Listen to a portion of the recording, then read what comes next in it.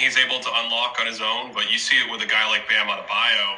If you can play around the elbow these days, pass from the top, use that height, you can easily pick up. Oh, speaking of height and athleticism. Yeah. But Bilal Coulibaly, Barry Brown on his Instagram yesterday was kind of like documenting Bilal. Looked like he was doing kind of like a pro day at the Mets 92 normal home arena. He was like doing the lane agility, like the cone drill. I forget the exact name of it. And then he was doing his max vert. I would be willing to bet his max vert is north of 40 inches. Not a bad trait to have in basketball. Yeah. but I mean, to stick with him, we were talking about him being 18 a second ago. Great little recovery there. Let's see how this plays out first. Oh, nice wraparound feed. Alpha Diallo to John Brown III. It was great offense. The extra move kind of lost Coulibaly, and then Wemby had to come help. But, I mean, you said he was 18. Part of that is all the room you have to grow in. That's the obvious part. The other part is how good you are right now. And he's playing with professionals, men. We've talked about how good the league is, how good Monaco is.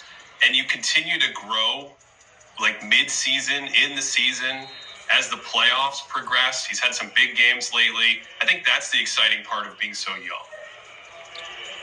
Yeah, no, that's a good point, Ben. And this is a guy who earlier this year might have played a couple of minutes against G League Ignite in those 2 games against Vegas, was an Espoir guy, played 16 games at the U21 level.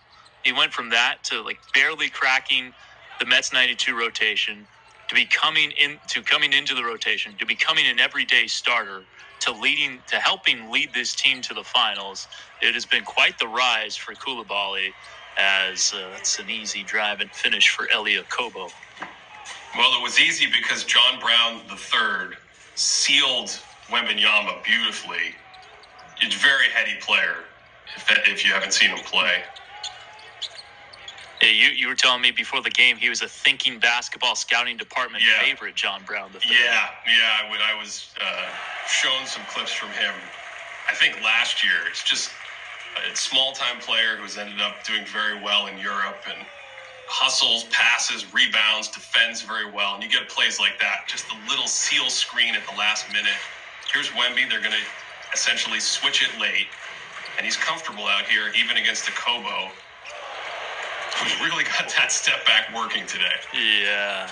He was shooting in the mid-40s from deep for a large chunk of this season. He's cooled off to 35%, but yeah, he really likes that step back, and he can hit it at a high level.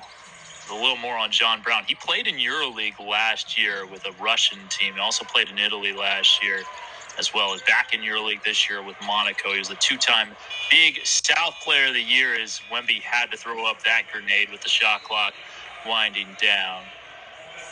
So they took away the cross screen for the post there, which they've been trying to get Wemby post touches.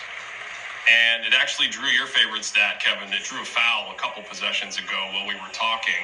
That time they took it away, so he ends up going out the other side, gets the late catch. And one area he's 7'4", 7'5". He can't just burst by you off the bounce, so you got to take that long three. Yeah. Mike James back in the game. The highest paid player in France, right? Yeah, I think he makes around $3 million or 3 million euros, something like that. As that three is up and in for Jerron Blossom game. And it's probably one reason why we don't see Mike James in America. He's making more in France than he would on a veteran minimum in the NBA.